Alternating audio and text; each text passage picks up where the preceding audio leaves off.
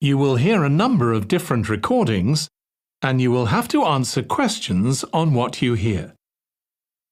There will be time for you to read the instructions and questions, and you will have a chance to check your work. All the recordings will be played once only. The test is in 4 parts. At the end of the test, you will be given 10 minutes to transfer your answers to the answer sheet.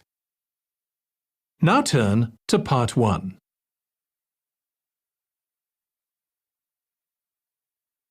Part 1. You will hear a woman phoning a friend to get information about a job agency. First, you have some time to look at questions 1 to 5.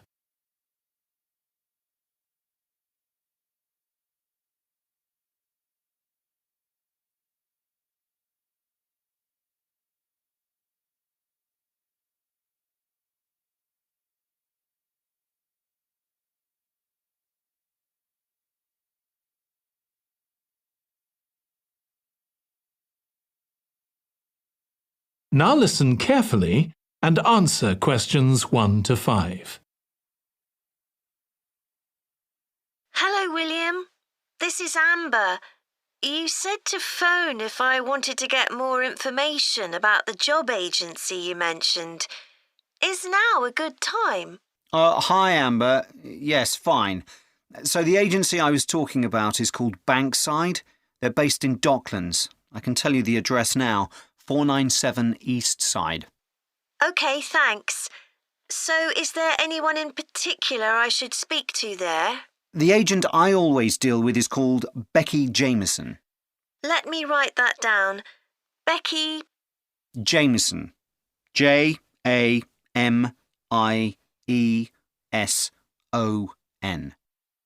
Do you have her direct line? Yes, it's in my contacts somewhere.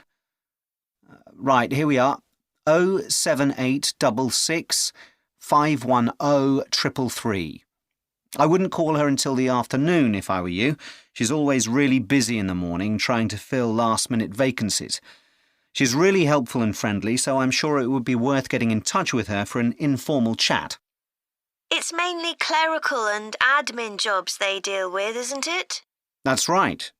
I know you're hoping to find a full-time job in the media eventually, but Becky mostly recruits temporary staff for the finance sector, which will look good on your CV and generally pays better too.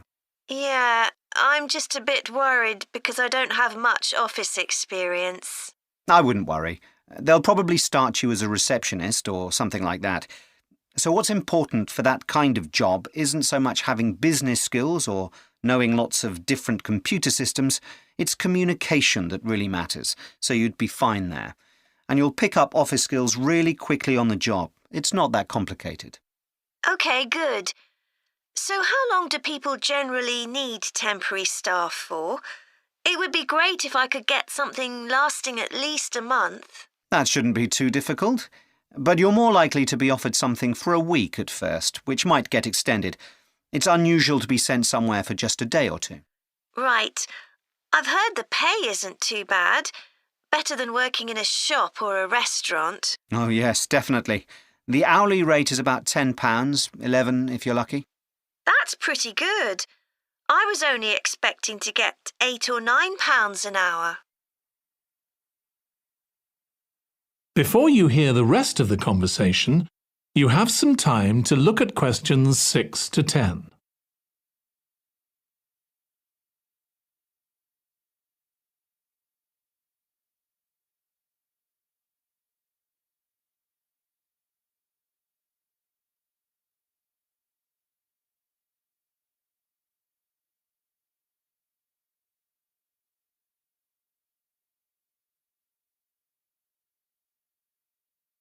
Now listen and answer questions 6 to 10. Do you want me to tell you anything about the registration process? Yes, please. I know you have to have an interview. The interview usually takes about an hour, and you should arrange that about a week in advance. I suppose I should dress smartly if it's for office work. I can probably borrow a suit from Mum. Good idea. It's better to look too smart than too casual. Will I need to bring copies of my exam certificates or anything like that? No, they don't need to see those, I don't think. What about my passport? Oh yes, they will ask to see that. OK. I wouldn't get stressed about the interview, though. It's just a chance for them to build a relationship with you, so they can try and match you to a job which you'll like. So there are questions about personality that they always ask candidates, fairly basic ones, and they probably won't ask anything too difficult, like what your plans are for the future. Hope not. Anyway, there are lots of benefits to using an agency. For example, the interview will be useful because they'll give you feedback on your performance so you can improve next time. And they'll have access to jobs which aren't advertised. Exactly. Most temporary jobs aren't advertised. And I expect finding a temporary job this way takes a lot less time. It's much easier than ringing up individual companies. Yes, indeed. Well, I think I've covered it. That is the end of part 1. You now have 1 minute to check your answers to part 1.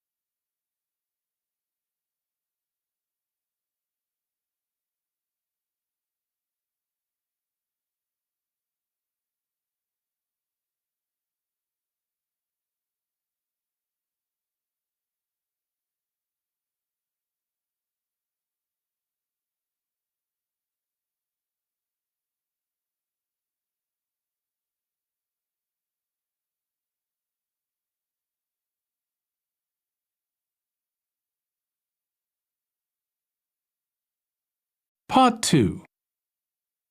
You will hear a woman giving a presentation about a holiday on an island in Britain that her company organises. First, you have some time to look at questions 11 to 14.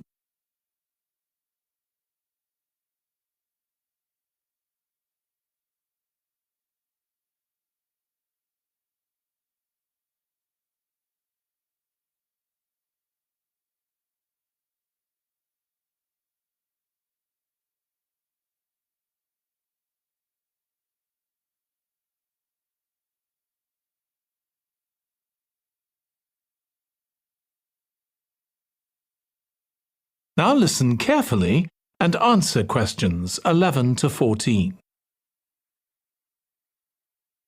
Good morning. My name's Erica Matthews, and I'm the owner of Matthews Island Holidays, a company set up by my parents. Thank you for coming to this presentation, in which I hope to interest you in what we have to offer.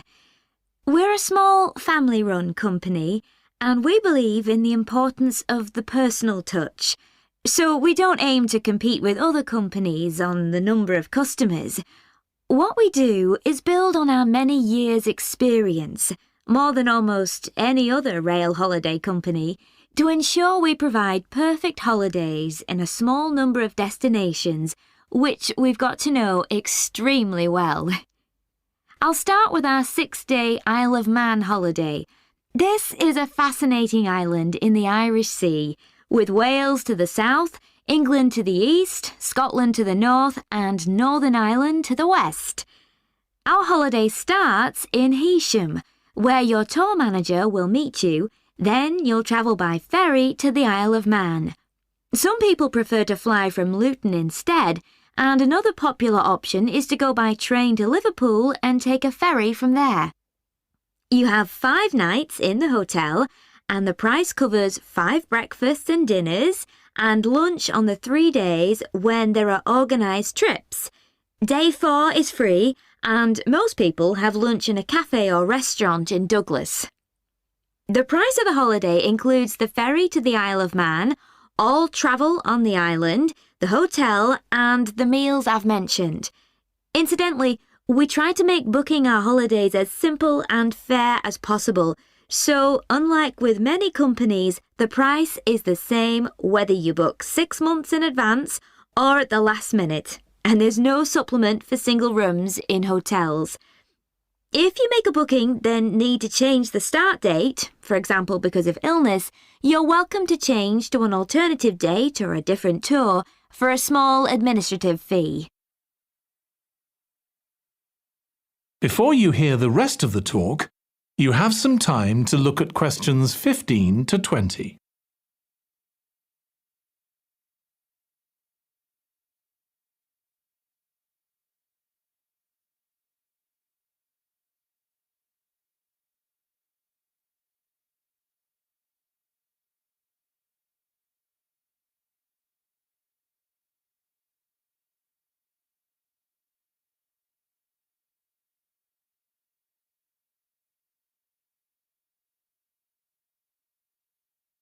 Now listen and answer questions 15 to 20. Okay, so what does the holiday consist of? Well, on day 1, you'll arrive in time for a short introduction by your tour manager, followed by dinner in the hotel. The dining room looks out at the river, close to where it flows into the harbour, and there's usually plenty of activity going on. On day 2, you'll take the coach to the small town of Peel, on the way calling in at the Tynwald exhibition. The Isle of Man isn't part of the United Kingdom, and it has its own parliament called Tynwald. It's claimed that this is the world's oldest parliament that's still functioning, and that it dates back to 979. However, the earliest surviving reference to it is from 1422, so perhaps it isn't quite as old as it claims. Day 3, we have a trip to the mountain Snaefell. This begins with a leisurely ride along the promenade in Douglas in a horse-drawn tram. Then you board an electric train which takes you to the fishing village of Laxey. From there, it's an 8-kilometre ride in the Snaefell Mountain Railway to the top. Lunch will be in the cafe, giving you spectacular views of the island. Day 4 is free for you to explore, using the pass which we'll give you. So you won't have to pay for travel on local transport or for entrance to the island's heritage sites. Or you might just want to take it easy in Douglas and perhaps do a little light shopping. The last full day, day 5, is for some people the highlight of the holiday, with a ride on the steam railway from Douglas to Port Erin. After some time to explore, a coach will take you to the headland that overlooks the Calf of Man, a small island just off the coast.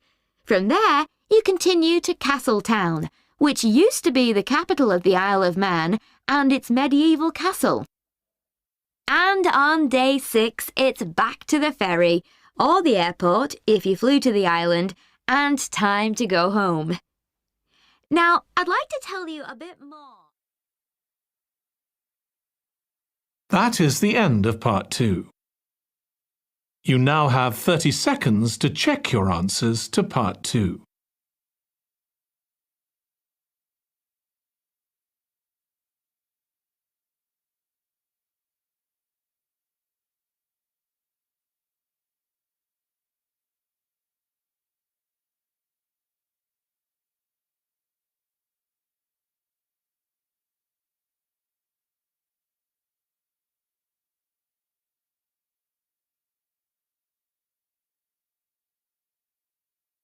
Part 3.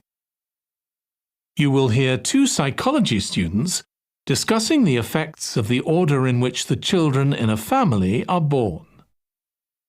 First, you have some time to look at questions 21 to 26.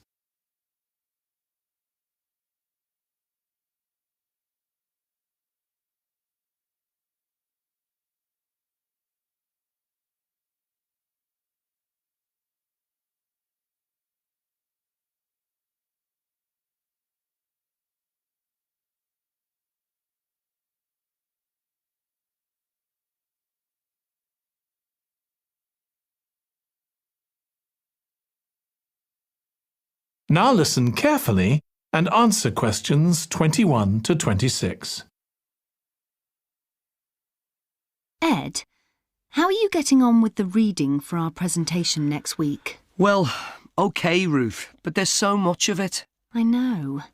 I hadn't realised birth order was such a popular area of research. But the stuff on birth order and personality is mostly unreliable. From what I've been reading, a lot of the claims about how your position in the family determines certain personality traits are just stereotypes, with no robust evidence to support them. OK, but that's an interesting point. We could start by outlining what previous research has shown. There are studies going back over 100 years. Yeah, so we could just run through some of the typical traits. Like the consensus seems to be that oldest children are generally less well-adjusted because they never get over the arrival of a younger sibling. Right, but on a positive note, some studies claim that they were thought to be good at nurturing. Certainly in the past, when people had large families, they would have been expected to look after the younger ones. There isn't such a clear picture for middle children, but one trait that a lot of the studies mention is that they are easier to get on with than older or younger siblings. Generally eager to please and helpful, although that's certainly not accurate as far as my family goes. My middle brother was a nightmare, always causing fights and envious of whatever I had. As I said, none of this seems to relate to my own experience. I'm the youngest in my family, and I don't recognise myself in any of the studies I've read about. I'm supposed to have been a sociable and confident child who made friends easily, but I was actually terribly shy. Really? That's funny. There have been hundreds of studies on twins, but mostly about nurture versus nature. There was one on personality which said that a twin is likely to be quite shy in social situations because they always have their twin around to depend on for support. My cousins were like that when they were small. They were only interested in each other and found it hard to engage with other kids. They're fine now, though. Only children have had a really bad press. A lot of studies have branded them as loners who think the world revolves around them because they've never had to fight for their parents' attention. That does seem a bit harsh. One category I hadn't considered before was children with much older siblings. A couple of studies mentioned that these children grow up more quickly and are expected to do basic things for themselves, like getting dressed. I can see how that might be true, although I expect they're sometimes the exact opposite, playing the baby role and clamouring for special treatment. Before you hear the rest of the discussion, you have some time to look at questions 27 to 30.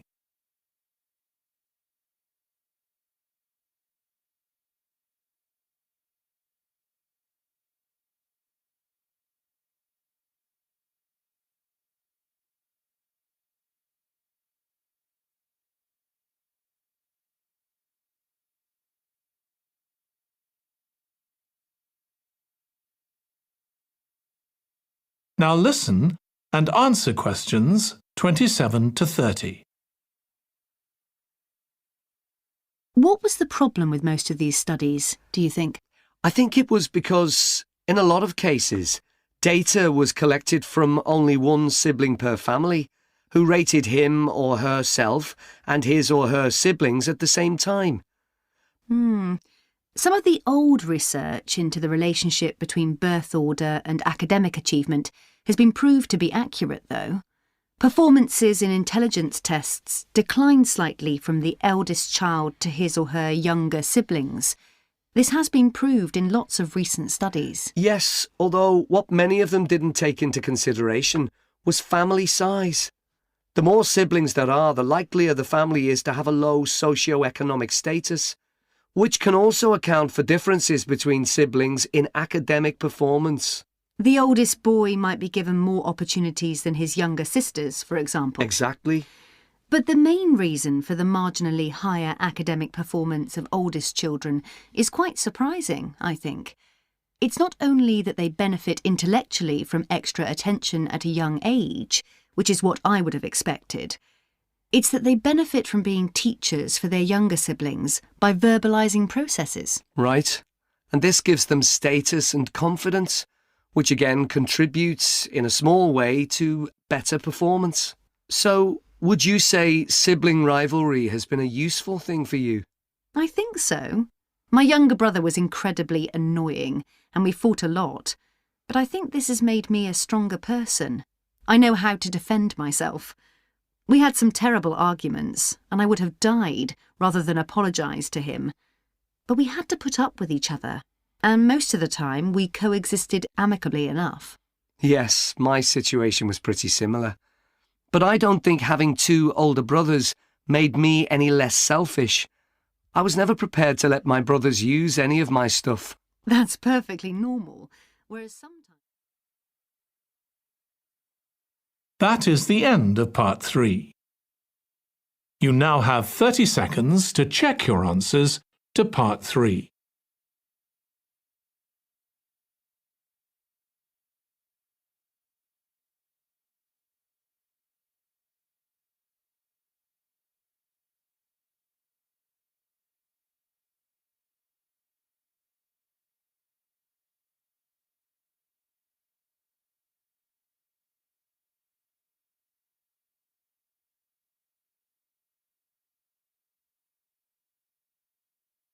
Part 4.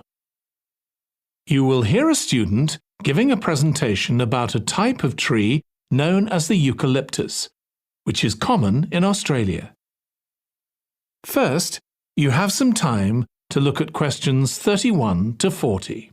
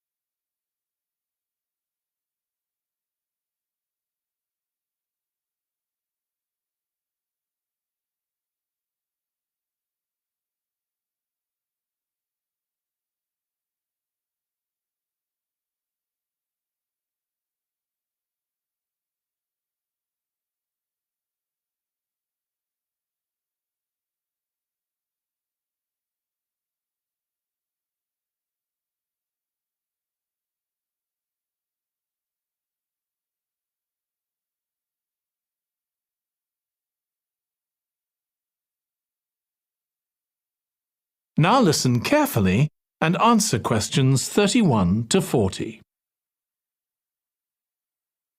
Today, I'm going to talk about the eucalyptus tree. This is a very common tree here in Australia, where it's also sometimes called the gum tree. First, I'm going to talk about why it's important. Then I'm going to describe some problems it faces at present. Right, well, the eucalyptus tree is an important tree for lots of reasons. For example, it gives shelter to creatures like birds and bats, and these and other species also depend on it for food, particularly the nectar from its flowers. So it supports biodiversity. It's useful to us humans too, because we can kill germs with a disinfectant made from oil extracted from eucalyptus leaves. The eucalyptus grows all over Australia, and the trees can live for up to 400 years. So it's alarming that all across the country, numbers of eucalyptus are falling because the trees are dying off prematurely. So, what are the reasons for this? One possible reason is disease. As far back as the 1970s, the trees started getting a disease called Mundula yellows.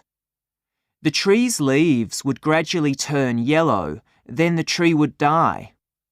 It wasn't until 2004 that they found the cause of the problem was lime, or calcium hydroxide, to give it its proper chemical name, which was being used in the construction of roads.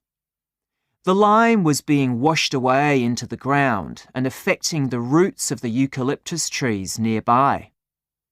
What it was doing was preventing the trees from sucking up the iron they needed for healthy growth. When this was injected back into the affected trees, they immediately recovered. But this problem only affected a relatively small number of trees. By 2000, huge numbers of eucalyptus were dying along Australia's east coast of a disease known as bell miner-associated dieback. The bell miner is a bird, and the disease seems to be common where there are high populations of bell miners. Again, it's the leaves of the trees that are affected. What happens is that insects settle on the leaves and eat their way round them, destroying them as they go, and at the same time they secrete a solution which has sugar in it. The bell miner birds really like this solution, and in order to get as much as possible, they keep away other creatures that might try to get it. So these birds and insects flourish at the expense of other species, and eventually so much damage is done to the leaves that the tree dies.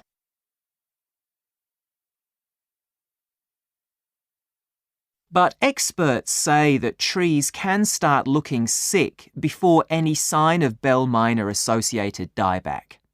So it looks as if the problem might have another explanation. One possibility is that it's to do with the huge bushfires that we have in Australia. A theory proposed over 40 years ago by ecologist William Jackson is that the frequency of bushfires in a particular region affects the type of vegetation that grows there. If there are very frequent bushfires in a region, this encourages grass to grow afterwards, while if the bushfires are rather less frequent, this results in the growth of eucalyptus forests. So why is this? Why do fairly frequent bushfires actually support the growth of eucalyptus? Well, one reason is that the fire stops the growth of other species which would consume water needed by eucalyptus trees. And there's another reason. If these other quick-growing species of bushes and plants are allowed to proliferate, they harm the eucalyptus in another way by affecting the composition of the soil and removing nutrients from it. So some bushfires are actually essential for the eucalyptus to survive as long as they are not too frequent. In fact, there's evidence that Australia's Indigenous people practiced regular burning of bushland for thousands of years before the arrival of the Europeans. But since Europeans arrived on the continent, the number of bushfires has been strictly controlled. Now, scientists believe that this reduced frequency of bushfires to low levels has led to what's known as dry rainforest, which seems an odd name as usually we associate tropical rainforest with wet conditions. And what's special about this type of rainforest? Well, unlike tropical rainforest, which is a rich ecosystem, this type of ecosystem is usually a simple one. It has very thick, dense vegetation, but not much variety of species. The vegetation provides lots of shade, so one species that does find it ideal is the bell miner bird, which builds its nests in the undergrowth there. But again, that's not helpful for the eucalyptus tree. That is the end of part 4. You now have 1 minute to check your answers to part 4.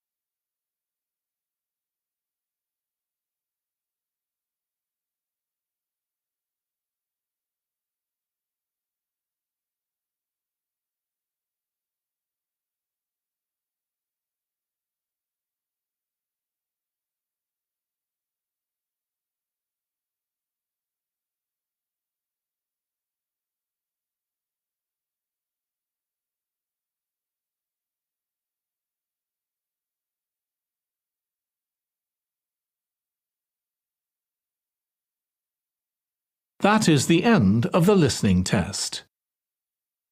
In the Ielts test, you would now have 10 minutes to transfer your answers to the answer sheet.